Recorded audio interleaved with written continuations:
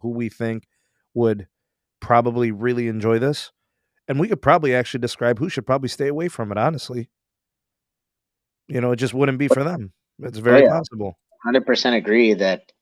For example, I don't think that anybody should be purchasing an iPhone SE if you have an eligible trade-in that you can get like a flagship-esque device. For example, S22 right now is free. Um, the Pixel 6 Pro in certain combinations of promotions, even the Pixel 6 is free, right? And 6 Pro is like $1 or $2 or $3, right? Mhm. After the trade-in. iPhone 13, right? Free. 13 Pro, free. Multiple different things are free. I would stay away, if you are eligible for those trade-in offers. The SE. However, you're mentioning who is this phone for? And that's a really interesting take, right? Is it for post, like the poll, right? The poll. Who is the new iPhone SE for?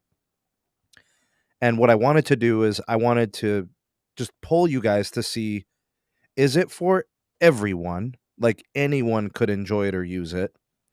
Is it for a certain demographic, possibly younger kids, maybe their first iPhone, maybe a high school student, maybe they're on their second iPhone, right? So like maybe I see like 7th and 8th grade, 9th grade tends to be the age group where students are getting their first smartphones. So in that instance, that's Mhm. a possibility. Grandparents, we'll just say parents, grandparents, right? Those of the more mature crowd, as they say. And then I think developing markets. When you look at the pricing, it's Right, more competitively priced to compete with the Android devices of the world, right? right, right. Yeah.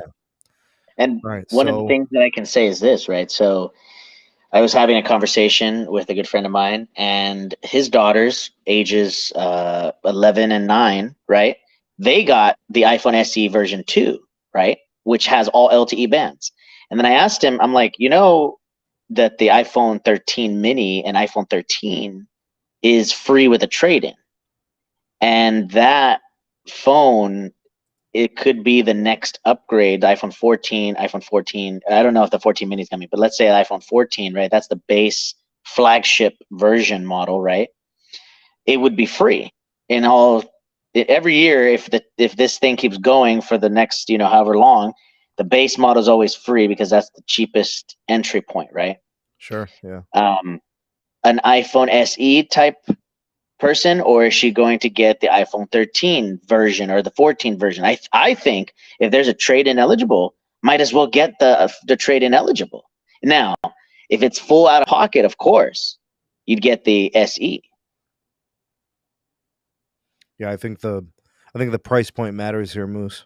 Yeah, Really, the carriers find a way to make stuff cheap, yeah, like upfront. They make it easy. Getting the phone doesn't hurt. You put it over 24 months. Now we're seeing 30 and 36 as like the norm.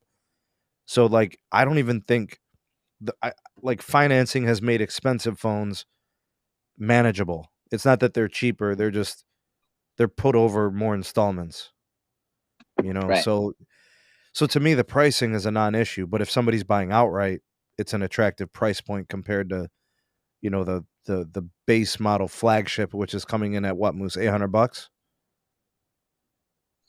That's right. $800, man. $800. Pro models 1,000 to start.